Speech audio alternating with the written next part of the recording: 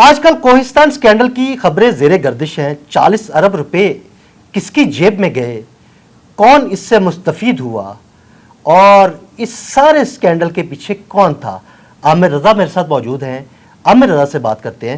جی عامر بھائی, یہ کوہستان سکینڈل آخر کیا ہے؟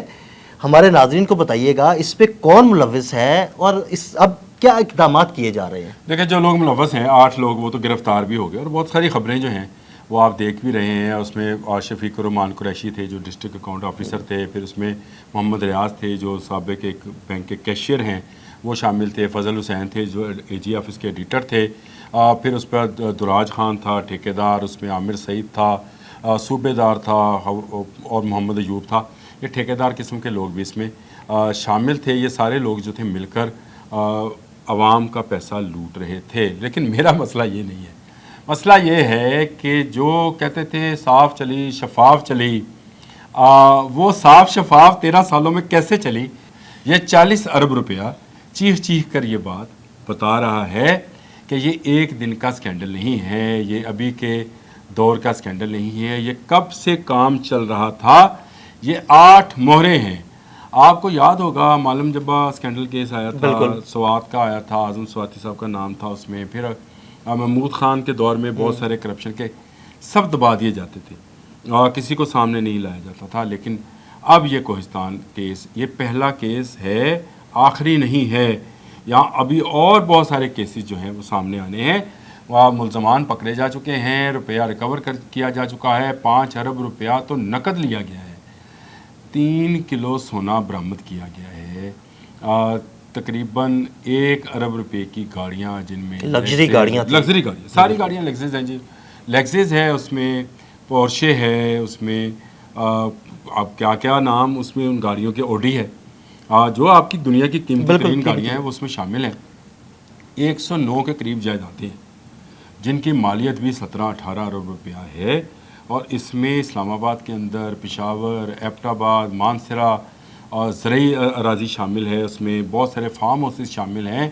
یہ ابھی صرف ابتدائی جو تحقیقات ہیں اس کے نتیجے میں یہ چیزیں سامنے آئی ہیں. نہیں عامر بھائی, 8 لوگ تو سامنے آئے, ان کے پیچھے کون ہے؟ یہ ہے ایکچولی سٹوری, یہ ہمارے ناظرین کو ہم نے یہ بتانا ہے کہ یہ سارے کا سارا سکینڈل پاکستان تحریک انصاف کے یہ پچھلے جو 14 سال ہیں خیبر پختونخوا میں, یہ اس پر جانا ہے. یہ میں نے کہا آپ سے کہ یہ آخری سکینڈل نہیں ہے, یہ پہلا سکینڈل ہے جو نیب سامنے لے کر آئی ہے, اور نیب پشاور نے ہائی کورٹ میں تمام دستاویزات جمع کرا دی ہیں. ابھی یہ ملزمان بتائیں گے کہ یہ ٹھیکے کیسے دیے جاتے ہیں. عدیل بھائی, میں ابھی آپ کو بتا دیں, میں شمالی علاقوں سے ہو کے آیا ہوں, اور میں خیبر پختونخوا ہی گیا تھا. آپ پنجاب سے جب خیبر پختونخوا میں داخل ہوتے ہیں تو آپ کو سمجھ آ جاتی ہے کہ یہاں پہ کبھی روڈ تھی. صحیح. یہ سارا ٹھیکیداری سسٹم, وہ سارا ٹھیکیداری نظام, یہ سارے کاغذات کیسے بنتے ہیں اور کیسے, یہ کوہستان تو ایک علاقہ ہے نا جی, ایک ضلع کے یہ بجٹ کا معاملہ تھا جس کو G10113 نمبر کے ساتھ اس کا چلتا تھا سلسلہ, اور اس میں جعلی ساری ٹریجری سے چیک بنائے جاتے تھے, اس کو کلیئر کرایا جاتا تھا. بہت سارے لوگ اس میں انوالو ہوں گے. ابھی ابتدائی ملزمان جو ہیں وہ سامنے آئے ہیں, اور ٹرنکوں میں اربوں روپیہ ملا ہے. بالکل.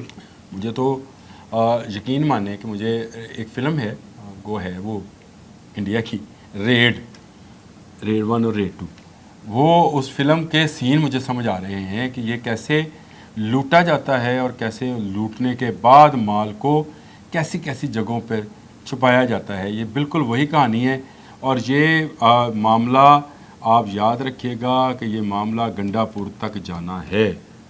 گنڈا پور کیونکہ گو اس معاملے میں, کوہستان والے معاملے میں شاید نہ ہوں, لیکن یہ آج سے معاملہ نہیں چلا ہوا. پچھلے 13-14 سال سے خیبر پختونخوا کے عوام کو دونوں ہاتھوں سے لوٹا جا رہا ہے. ٹھیکے منظور کرائے جاتے ہیں, جعلی ٹھیکے. آپ مجھے بتائیں, جو کیشیئر تھا جو کہ جس کا نام انہوں نے بتا بھی دیا ہے اس وقت, محمد ریاض سابق کیشیئر تھا, کئی ٹھیکے اس کے نام پر جاری ہوئے ہیں. بڑی حیران کن بات. ڈمی ٹھیکیدار ہے, ایک بینک کا سابق مینیجر. اس کا مطلب ہے سابق مینیجر سے مطلب ہے کہ وہ ریٹائرمنٹ لے چکا ہوگا نا جی. تو یہ گنڈا پور کے دور میں تو نہیں ہوگا, یہ اس سے پچھلے دور میں ہوگا. کون ان کی انسپیکشنز کرتا رہا, کون اس کام کو دیکھتا رہا, کون ان کاموں کا رپورٹ تیار کرتا رہا اور اس کو کلیئر کرتا رہا. وہاں کے ضلعی انتظامیہ اس میں شامل ہوگی، وہاں کے انسپیکٹر شامل ہوں گے، انسپیکشن جو کرتے ہیں بہت سارے محکمے شامل ہوتے ہیں۔ ایک ٹھیکہ دینے کے بعد اگر آپ جینون ٹھیکیدار ہیں تو آپ یقین مانیں آپ کو سرکاری ٹھیکے کے بعد آپ کو بھاگ جانا پڑے گا، کیونکہ رشوت دیے بغیر وہاں سے آپ کوئی 1 روپیہ بھی کلیئر نہیں کرا سکتے۔ بالکل۔ تو یہ 8 لوگ نہیں ہیں، یہ 800 لوگ نکلیں گے، اور یہ 40 ارب نہیں ہے، یہ 400 ارب نکلے گا۔ یہ بات آج آپ لکھ لیں۔ اگر نیب پشاور اور نیب جو ہمارے قومی ادارہ ہے مل کر کام کریں اور اس میں ایف آئی اے کو شامل کریں، اس میں اگر آپ کو کسی اور انٹیلیجنس ایجنسی کی ضرورت پڑتی ہے تو آپ اس کو بھی ساتھ شامل ضرور کریں۔ شامل کرنے کے بعد آپ بلا تفریق ایک آپریشن کر دیں اور تمام لوگوں کی منقولہ اور غیر منقولہ جائیدادوں کو جو ہے انسپیکٹ کر لیں، ان کو دیکھ لیں، ان کا آڈٹ کر لیں۔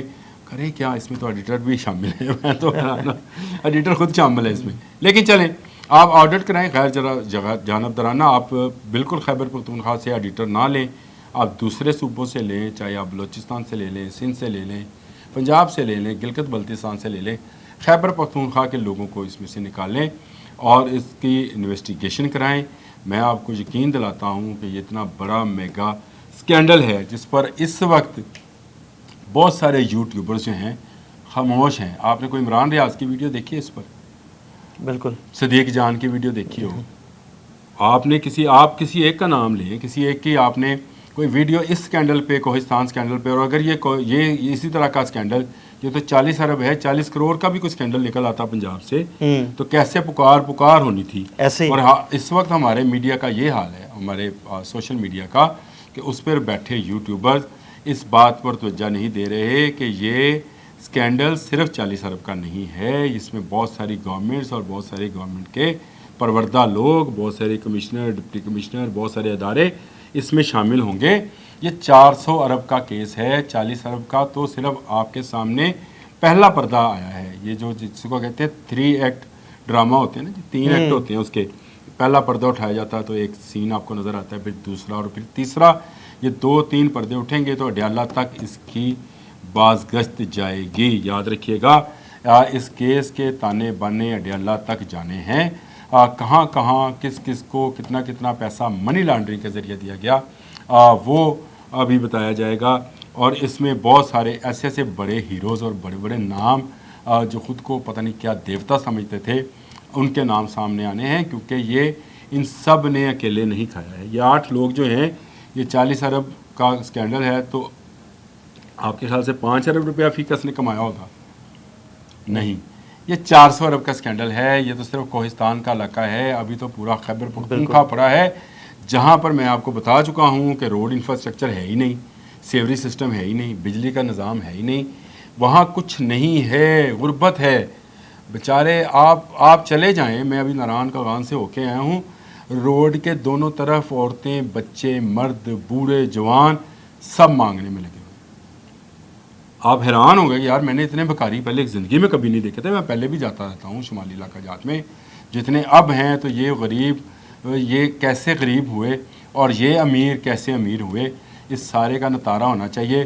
اور خدارہ اس میں کوئی پولیٹیکل پریشر نہیں لینا چاہیے۔ گورنمنٹ آف پاکستان کو چاہیے کہ تمام اداروں کو اس میں انوالو کریں اور اس 400 ارب کی کرپشن کو سامنے لے کر آئیں۔ یہ 40 ارب صرف ایک فیز ہے، یہ باقی فیز اٹھیں گے تو آپ کو بہت سارا پیسہ نظر آئے گا۔ عادل بھائی، یہ بہت بڑا سکینڈل ہے جس میں کروڑوں لوگوں کی زندگیوں کے جو ان کی پیسے ہیں وہ پھنسے ہوئے ہیں، یہ نکلوا کر ان میں میرا خیال ہے اس صوبے کی ترقی میں استعمال۔ بالکل، بہت شکریہ عامر بھائی جی۔ بالکل عامر رضا نے بڑی تفصیل کے ساتھ اس 40 ارب کے کرپشن سکینڈل پر روشنی ڈالی۔ عدیل احمد اور عامر رضا کو اجازت دیجیے گا، اللہ حافظ۔